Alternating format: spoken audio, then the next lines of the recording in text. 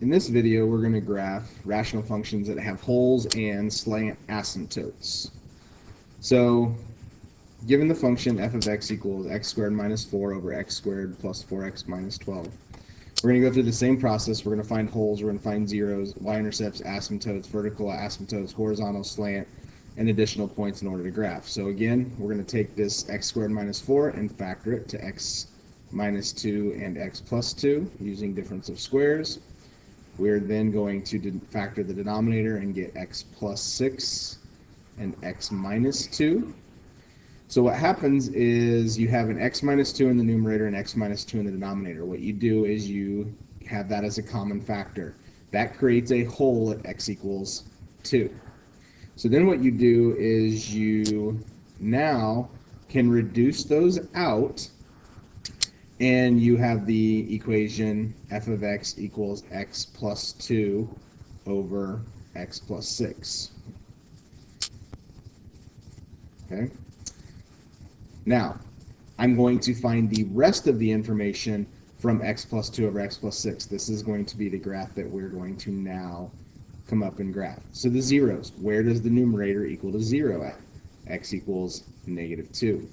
My y-intercept would be the ratio of the constants, because you plug 0 in for x, plug 0 in for y, and you're going to get y equals 1/3.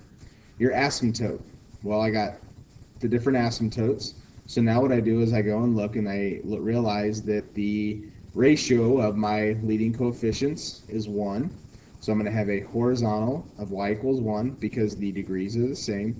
I'm going to have a vertical asymptote at x equals negative 6 because I set my denominator equal to 0 to figure out my vertical asymptote. If there's a horizontal, there is no slant asymptote. So we got all of this. Okay. So we're going to do our other points here in just a minute. Once you have a hole, okay, one of the things that you can do with the hole is you can figure out the exact location. All this tells us is that we're going to have a hole somewhere when x equals 2. It could be anywhere up and down. We don't know what the y value is. So what you can do is you take this value of x and you substitute it back into the new equation that we're going to graph, because 2 can work in this new function. So we plug it back in to figure out what the y value would be. So what you do is you take 2 and you plug it in. 2 plus 2 over 2 plus 6. 2 plus 2 is 4 over 2 plus 6, which is 8. So this becomes 4 over 8, which is 1/2. So what that tells us is the hole is going to be an exact location of 2 and 1/2. So now we're going to take all this information and put it on the graph. We have a hole at x equals 2, y equals 1/2. So we go 2, 1/2.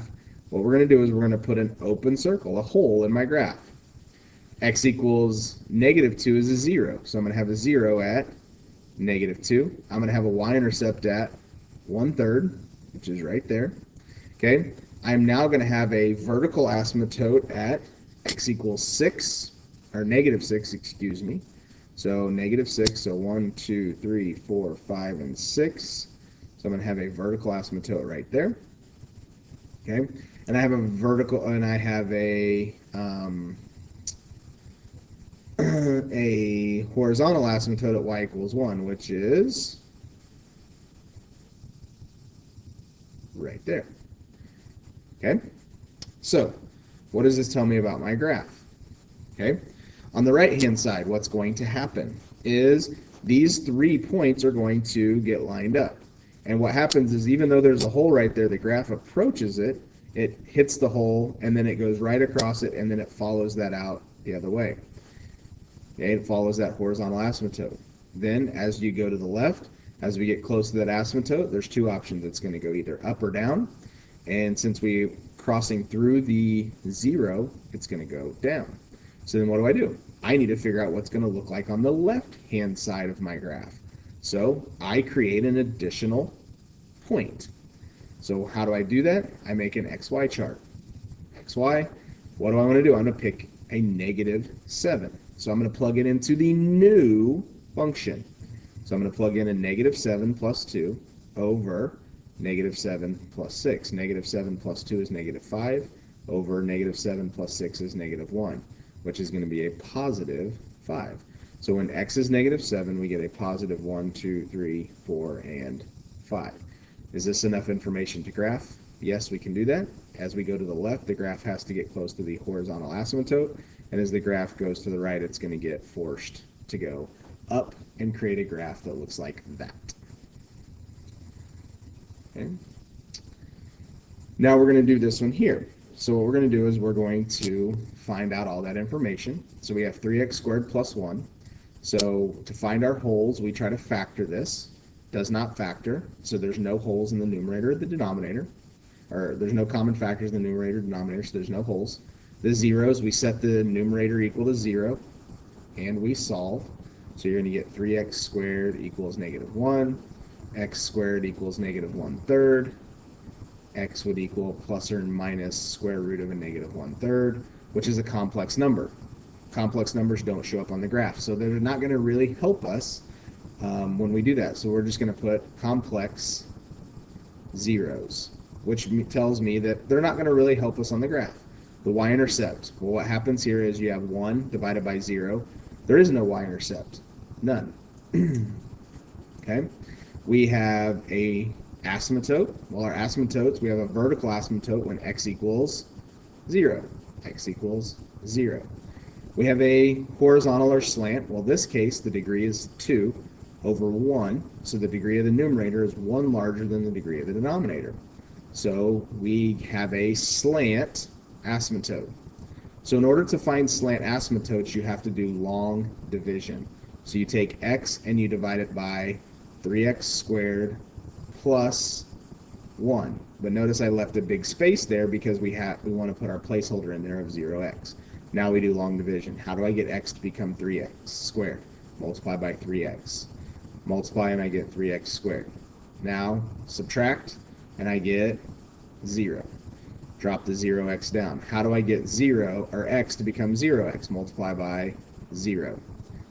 Multiply and I get 0x. Drop the 1 down. And how do I get that to become 1? Well, I don't. This is the remainder 1 over x. But if you look at the definition of what a slant asymptote is, it's the long division minus the remainder. So what that tells me is that my slant asymptote is the diagonal line y equals 3x. And there is no horizontal asymptote. So now let's put all this information on the graph.